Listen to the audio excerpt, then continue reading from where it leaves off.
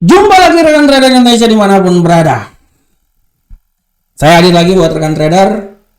Kali ini saya akan membawakan analisa mingguan kita pada kali ini. Kita akan mereview apa yang telah terjadi minggu kemarin dan apa yang akan terjadi pada minggu yang akan datang. Dari tanggal 24 sampai tanggal 29 kita akan menganalisa keadaan apa aja yang telah terjadi. Dan kemudian kita akan kembali lagi memprediksikan apa yang akan terjadi dari tanggal 31 besok sampai tanggal 4. Tanggal 4 kemungkinan besar ada non-farm kalau tidak salah. Nah, ini yang harap diperhatikan oleh rekan trader semuanya. Belum lagi nanti tanggal 3 sebelumnya itu ada pertemuan FOMC. Wah, luar biasa ini minggu depan. Ini adalah minggu yang penuh dengan news yang sangat banyak. Oke rekan trader, tanpa membuang waktu yang lama lagi, mari coba kita lihat dulu apakah yang sedang terjadi pada minggu lalu ya. Kita lihat seperti biasa, saya akan coba masuk ke kalender ekonomi kita pada minggu kemarin. Rekan trader bisa lihat bahwa kalender ekonomi kita pada minggu kemarin sangat luar biasa. Di sini bisa dilihat bahwa dimulai pada hari hari Senin ya. Ada indeks manajer pembelian di mana sangat memberikan pelemahan yang sangat luar biasa terhadap euro. Ada pun juga dari PMI Composite yang sangat memberikan tekanan terhadap pound sterling. Dilanjutkan pada hari Selasa rekan trader ya, indeks iklim usaha Jerman memberikan kekuatan terhadap euro. Dilanjutkan dengan kepercayaan konsumen, bisa lihat hari Rabu rekan trader, ini hari yang sangat luar biasa ya, banyak sekali terutama penjualan baru 603k mengalami kemajuan dari 585 yang diperkirakan memberikan kekuatan tambahan yang baru buat dolar Amerika ya. Dan pada hari Kamis ini hari yang sangat luar biasa karena di saat itu ada pernyataan FOMC, pernyataan dari ya Guru Sentral Bank Europe Christine Lagarde, di mana menaikkan tingkat suku bunga sebesar 75 BP ya, memberikan sesuatu yang sangat luar biasa, plus PDB dari Amerika dan klaim pengangguran, di mana klaim pengangguran Amerika mengalami penurunan yang sangat signifikan sekitar 217k dari perkiraan sebesar 220 dan ditutup pada hari Jumat ya, di mana PDB Jerman 0,3%, indeks harga konsumen dari Jerman, ya inflasi dari Jerman. Kenapa selalu Jerman? Karena Jerman adalah negara Eropa yang mempunyai tingkat ekonomi yang sangat stabil di antara negara-negara Eropa lainnya. Sehingga sering dibilang bahwa negara Jerman adalah pemimpin dalam euro ya, grup euro itu dia. Makanya kenapa Jerman selalu menjadi patokan ekonominya ya. Inggris kan udah nggak masuk dalam euro ya, udah Brexit, dia udah keluar dia. Nah, rekan trader bisa lihat di sini. Oke rekan trader, dari sini kita bisa melihat bagaimanakah pergerakan di platform kita ya, dan bagaimanakah prediksi untuk minggu depan. Nah, rekan trader bisa lihat di sini ya, kita selalu mulai, kita lihat dulu bagaimanakah pergerakan dari indeks dolar Amerika minggu depan, minggu ini. Rekan trader, minggu ini indeks dolar Amerika benar-benar jatuh bebas, dia mengalami penurunan yang sangat dahsyat ya, yang terjadi, dan itu sangat wajar rekan trader, apalagi pada hari ya, minggu kemarin telah dibilang bahwa Badan Perumahan Federal Amerika melaporkan pada hari Selasa bahwa harga rumah turun pada tingkat yang lebih kuat. Ini memberikan sedikit penekanan yang sangat luar biasa ya. Walaupun secara tendensi indeks dolar Amerika pada minggu kemarin itu dia mengalami penurunan, dan kalau secara teknikal pun juga rekan trader udah bisa lihat di sini bahwa memang dia mengalami penurunan rekan trader ya. Sampai seberapa jauhkah penurunan yang terjadi? Kalau saya berasumsi bahwa penurunan dia itu masih kemungkinan besar dia memang akan bisa sampai ke 108, tapi kita tidak tahu kapan itu akan terjadi. Ya, segala sesuatu akan terjadi. Oke, kita beranggaplah bagaimanakah untuk minggu depan? Beranggaplah bahwa minggu kemarin itu lebih banyak ke bearish ya. Kita akan lihat seberapa besarkah penurunan yang terjadi ya. kita bisa lihat secara teknikal, kalau secara teknikal penurunan dia itu masih bisa terjadi sampai di level sini rekan trader. Ya. 107.593. Tapi bagaimanakah pergerakan yang akan terjadi pada minggu depan? Kita akan lihat rekan trader, karena kalau kita lihat untuk minggu depan, kita kembali lagi ke kalender ekonomi. Untuk minggu depan rekan trader, kita lihat untuk pergerakan minggu depan di kalender ekonomi, kita bisa lihat, harap diperhatikan pada hari Senin nanti ini akan banyak bercerita tentang inflasi yang terjadi pada Eropa. Jadi kemungkinan besar bahwa indeks dolar Amerika masih punya kemungkinan masih bisa mengalami penurunan lagi. Dilanjut hari Selasa ada indeks pembelian PMI dan lowongan pekerjaan. Nah, mungkin dari sini bisa memberikan sedikit tekanan ya terhadap arah pergerakan dari indeks dolar Amerika. Kemungkinan besar di sini mungkin indeks dolar Amerika bisa naik ya. Dilanjutkan pada hari Rabu. Hari Rabu perubahan tenaga kerja ya. Di sini diperkirakan sebesar 190, tapi kita nggak tahu dan ke depan gimana ya. Samping itu pun juga ada angka pengangguran dan lain-lain ya dari Jerman yang bisa memberikan tekanan pun juga terhadap dolar Amerika. Hari Kamis rekan trader, nah hari Kamis ini yang sangat luar biasa karena hari Kamis dini hari ada FOMC. Nah FOMC ini peningkatan tingkat inflasi ini ya, pernyataan FOMC ini akan terjadi pada pukul 1 dini hari Kamis. Artinya hari Rabu malam ya, tengah malam menuju hari Kamis. Nah, kalau menurut analisa saya biasanya dengan kebijakan seperti kayak gini kemungkinan besar indeks dolar Amerika bisa mengalami sedikit kenaikan di sini.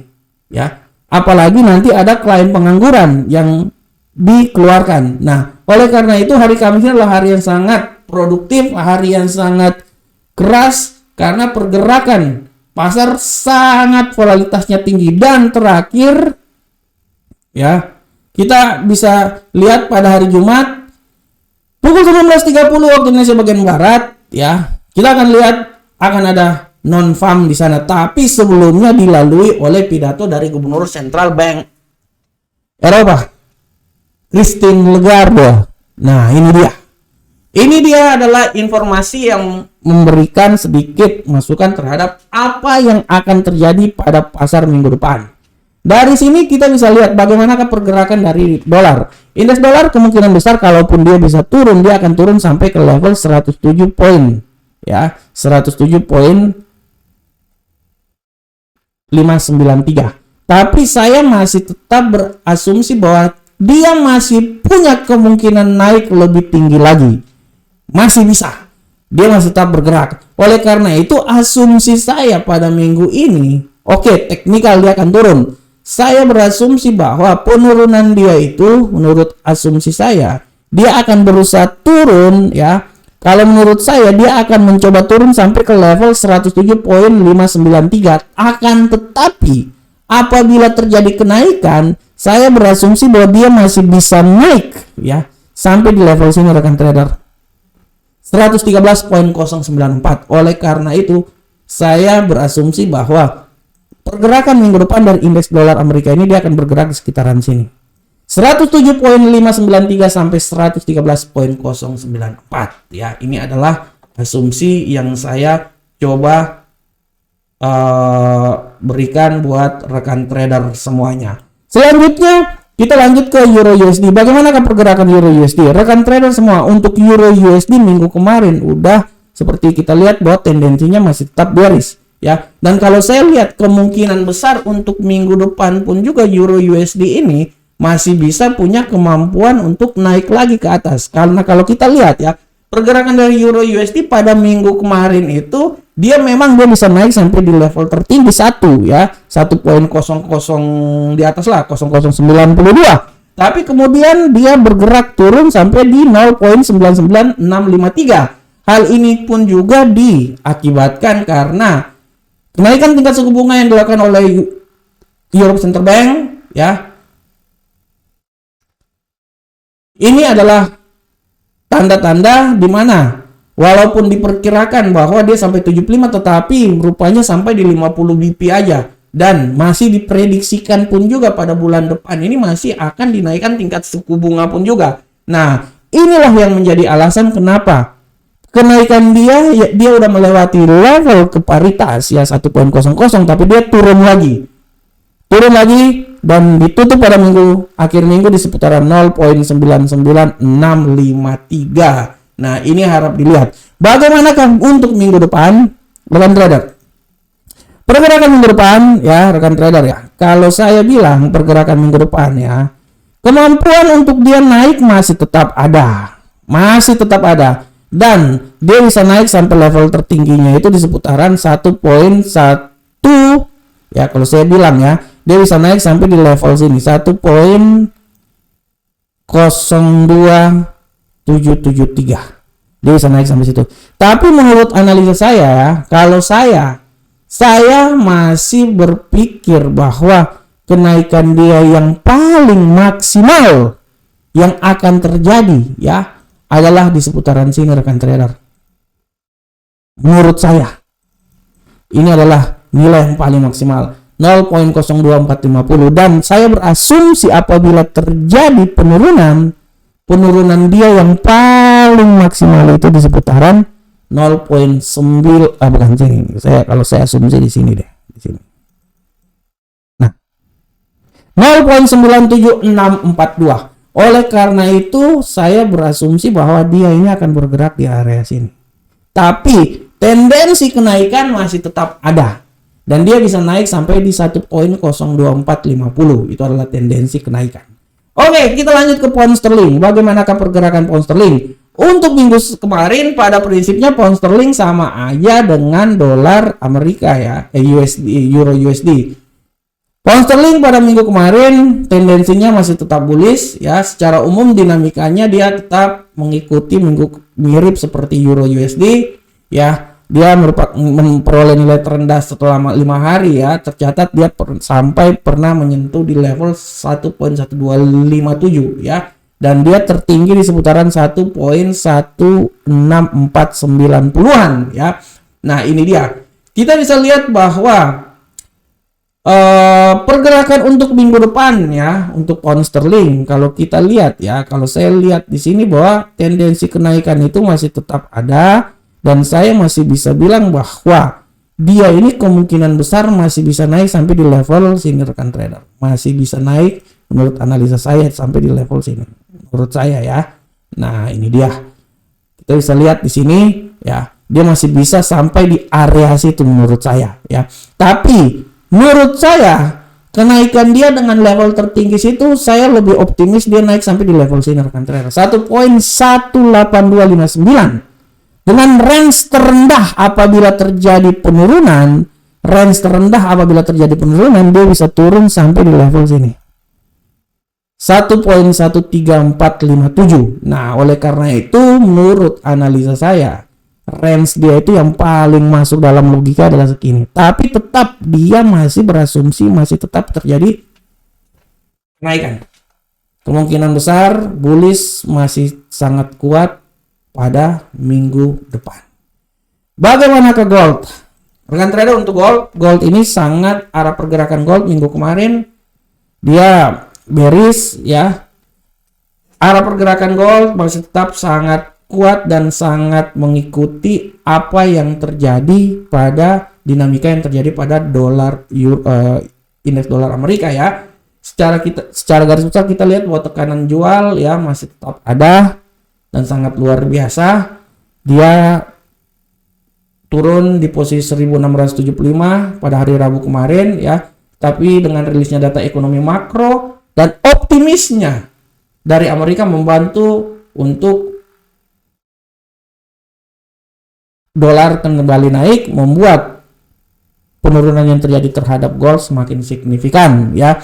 Kita bisa lihat di sini bahwa pada minggu kemarin kita tahu bahwa The Fed melaporkan pada hari Selasa kemarin bahwa perumahan semakin lebih menguat, dan di samping itu juga Central Bank mengumumkan nilai kenaikan tingkat suku bunganya. Ini yang menyebabkan tendensi pada dolar Amerika sehingga membuat pergerakan dari gold ini agak sedikit bearish ya. Dan bagaimanakah untuk minggu depan, rekan trader? Kalau kita lihat ya, kalau saya berasumsi untuk minggu depan gold ini pada prinsipnya dia ini pergerakan untuk minggu depan untuk gold rekan trader, kalau saya melihat gold ini kemungkinan besar dia masih bisa turun, dan saya berasumsi dia masih bisa turun sampai di posisi 1623. Saya tidak mau bilang dia mau turun sampai di sini, menurut saya terlalu jauh. Menurut saya terlalu jauh ini. Kalau sampai di sekitaran sini 1614, saya lebih berasumsi bahwa dia akan turun sampai 1623.5.31. Dan saya berasumsi bahwa apabila terjadi kenaikan dia yang paling maksimal itu dia akan bisa sampai di level sini rekan trader. Ini dia. Oke, sinilah ya. 1684. Oleh karena itu untuk gold tendensi mingguan yang akan terjadi, dia akan bergerak menurut analisa saya di seputaran 1623.31 sampai 1684.53. Oke, bagaimanakah USD Yen Jepang? Nah, untuk USD Yen Jepang ini rekan trader bisa lihat bahwa pergerakan USD Yen Jepang dia kembali lagi tendensinya bearish. Secara teknikal memang kita udah bisa lihat bahwa dia ini akan lebih kuat bearish. Apakah dia bisa kembali lagi ke level 151? Nah, ini paling menjadi pertanyaan yang paling besar ya. Ya, walaupun kalau kita lihat bahwa polaritas yang terjadi pada USD Yen Jepang ini yang sangat tinggi, ini menunjukkan bahwa Kementerian Keuangan dan Bank Jepang ini bekerja sangat keras ya untuk memberhentikan permintaan dolar terhadap yen yang terus bermasalah ya. Ini kita bisa lihat ya, dan kita bisa lihat bahwa kemungkinan besar pun juga dia akan berusaha mengalami penurunan dengan target penurunan yang paling maksimal itu di sini. Walaupun tendensi bullish masih kuat, tapi kalau menurut analisa saya tendensi bullish sudah mencapai nilai yang paling tertinggi dan pelemahan akan bisa terjadi. Oleh karena itu rekan trader semuanya, saya bisa bilang di sini bahwa ya pelemahan ini masih tetap terjadi ya pada pasangan mata uang ini, dengan tendensi paling maksimal itu menurut saya di seputaran sini ya. Tendensi penurunan paling maksimal sini ya. Ya walaupun ada kemungkinan terjadi penaikan juga, tapi tendensi yang paling maksimal menurut saya di sekitar sini ya, di seputaran 142.024 ya. Tapi saya masih bisa bilang bahwa masih bisa punya kemampuan naik rekan trader, masih bisa minimal sampai di sekitaran 150-an. Dia masih bisa naik minimal sampai di 150 rekan trader, masih bisa. Saya yakin masih bisa naik. Oleh karena itu, saya berasumsi bahwa untuk minggu ini menurut saya ya, memang dia bisa turun sampai 142, tapi saya berasumsi bahwa penurunan dia yang paling maksimal itu sebenarnya di seputaran sini rekan trader, 144.030, dengan kenaikan yang paling maksimal adalah di 150.938. Nah, ini dia. Ini adalah asumsi saya ya. Nah, ini yang bisa terjadi terhadap pasangan USD Yen Jepang pada minggu depan. Nah, oke, rekan trader semuanya. Rekan trader market, demikianlah analisa kita pada hari ini. Analisa mingguan yang akan terjadi dari tanggal 31 sampai tanggal 4 November tahun 2022. Saya berharap semoga analisa mingguan ini setidaknya memberikan masukan, memberikan gambaran terhadap apa yang akan dilakukan oleh rekan trader pada minggu yang akan datang. Tetaplah semangat, tetaplah analisa, dan gunakanlah analisa yang saya berikan ini sebagai landasan, sebagai acuan untuk analisa yang akan dilakukan oleh rekan trader semuanya. Assalamualaikum warahmatullahi wabarakatuh. Sampai ketemu kita di pertemuan berikutnya, analisa-analisa berikutnya. Salam Profit Indonesia.